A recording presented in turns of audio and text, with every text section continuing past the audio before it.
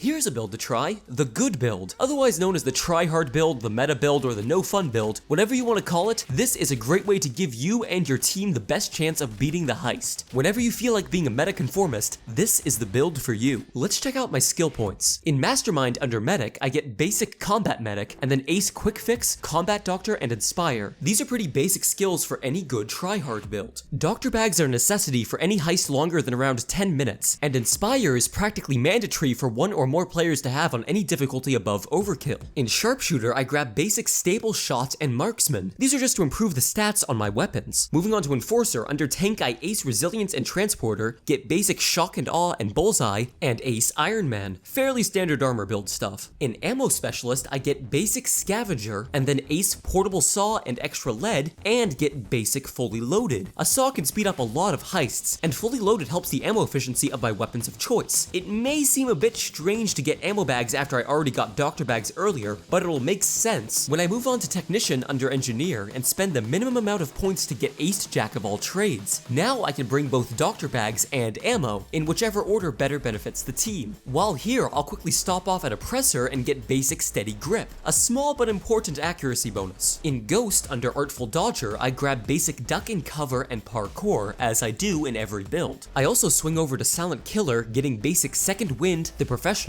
and Aced Specialized Killing. Silencer skills can make most weapons viable on higher difficulties. Finally, in Fugitive under Revenant, I nab Aced 9 Lives and Swan Song. If a build is meant to be one down viable, these skills are a must. For perks, I'll be using Kingpin from the Scarface Character Pack DLC. Pressing a button to become immortal is understandably quite powerful. If you don't have the DLC, then Muscle Armor could also work. Now, for the weapons, I'll be using the following DLC: the Gauge Mod Courier Pack, the Butcher AK/Car Mod Pack, and the Gauge Spec Ops Pack. In the future, I'll make a version of this build that does not use any DLC if you're interested. Anyways, for my primary weapon, I'll use the AK with the following mods: the DMR Kit, the Bigger the Better Suppressor, an Accuracy Boost, the Key Mod Rail, the LED Combo, the AK Wood Grip, the Speed Pole Mag, a Sight of Choice, the Classic Stock, and the Scope Mount. This will put me at 92 accuracy and stability. While it is possible to make both of these stats max out at 100 with skill points, I've already spread my skill points a bit too thin. Plus, thanks to the Marksman skill, whenever I'm in single fire mode, I'll have maxed out accuracy anyways. For my secondary, I'll be using the Arbiter Grenade Launcher. It doesn't really matter how I mod it, so long as I use the default ammo type. For melee, I'll be bringing the Electric Brass Knuckles to stun enemies. So how does this build work? Very boringly. Use the single fire mode on the AK to pop heads, and swap to the auto fire mode to deal with dozers up close. Use the Arbiter to kill shields and groups of cops, inspire your teammates when they're down, and, well, that's really it. If you're using Kingpin, be sure to pop it pretty much any time your armor breaks, or you exit cover. It's also worth mentioning that you can heal yourself by activating the injector at full armor and shooting the Arbiter at your feet. This build will work on pretty much any difficulty, even one down. Although there are specialized builds that could work better on one down, this build will cover you for pretty much any crew, heist, and difficulty.